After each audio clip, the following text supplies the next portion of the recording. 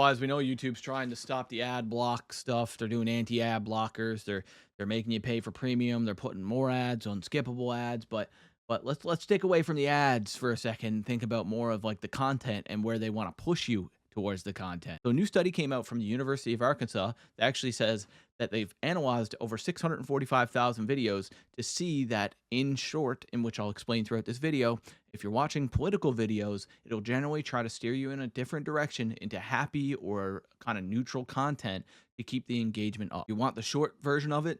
Essentially, this is just a byproduct of a system that they have created. They're trying to create long engagement and a loop effect where you don't get off the platform. And in turn, it has come to, if you're watching political, it does push you towards entertaining and of I don't know, I guess retention and attention span. So a direct quote from one of the researchers at the University of Arkansas is, when you start watching a political topic or specific political topics, YouTube is trying to push you away to make or to more entertaining videos, more funny videos, especially in YouTube Short. That's by Mert Can Kakmak or Kakmak, one of the study's authors.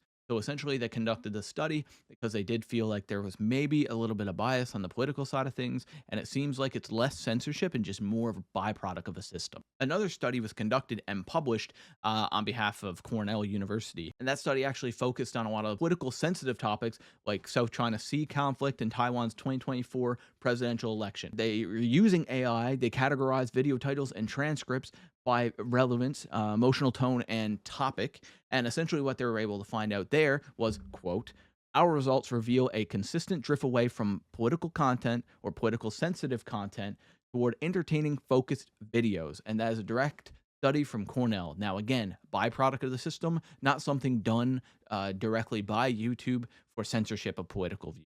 Because if that was the case, then there's a lot of people that would be demonetized. Now, to be fair, there is a movement happening in the last like 6 months, and I think it actually might become something pretty big in the next few years. People are actually having a lot less monetization political, or they'll have less ads ran on their video. It's just because these companies don't want to be. I mean, they on a Trump video or someone reacting to a Trump video or someone talking about Trump, if they don't align with Trump's views or the right wing, they probably don't want their advertisements on that. So it's just to kind of set that back and set it down, shelf it for a bit. It seems like people are actually not getting as monetized, or at least heavily monetized.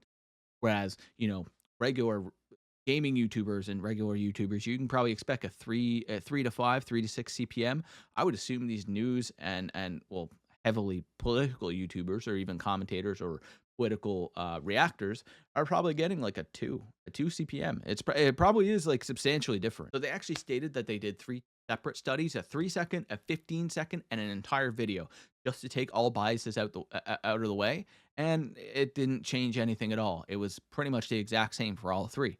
If it was political content, they pushed you in the entertainment direction. So again, from Arkansas University, Kakmak actually believes that it truly is just a byproduct of a system made, and he does not believe that it is a straight censorship on political views. It does come at an odd time where Trump was just elected, and it is his second term. But we'll have to see what else comes out about this. This is not the last you'll see, and I will probably make another video very soon about it. So in short, Kakmak said, what YouTube is trying to do is remove you from the area or topic and push you to a happier topic that essentially increases engagement and will earn YouTube more money. And that all makes sense. It's a system to make more money, but is it just a byproduct of that system, or have they done that deliberately? We'll have to see what comes out, because I'm sure someone will dive into the source. Anyway, that's just an update about that. I thought that was a super interesting story. I feel like political stuff is becoming a lot more in the public eye right now, not from a political standpoint, but from just a YouTuber standpoint. I feel like people are reacting to these videos a lot. You see Asmongold is a huge YouTuber that does a lot of political content, and I wonder why. He gets 1 million views a video when he does political. And then also when he was doing the Johnny Depp, Amber Heard, which isn't political, but I guess it kind of is. There's a side of it being like, whether you're left or right, maybe there's a political view on it, but more of a governmental or government or whatever. Anyway, he got millions and millions and millions of views off that too. So um, obviously, this is going to become a thing where it's very popular. We'll have to see what kind of systems YouTube puts in place, but right now we are seeing a decrease in monetization. Hey, guys, been a pleasure. See you tomorrow. Okay. Yeah. All right, boys. Yeah. See you tomorrow.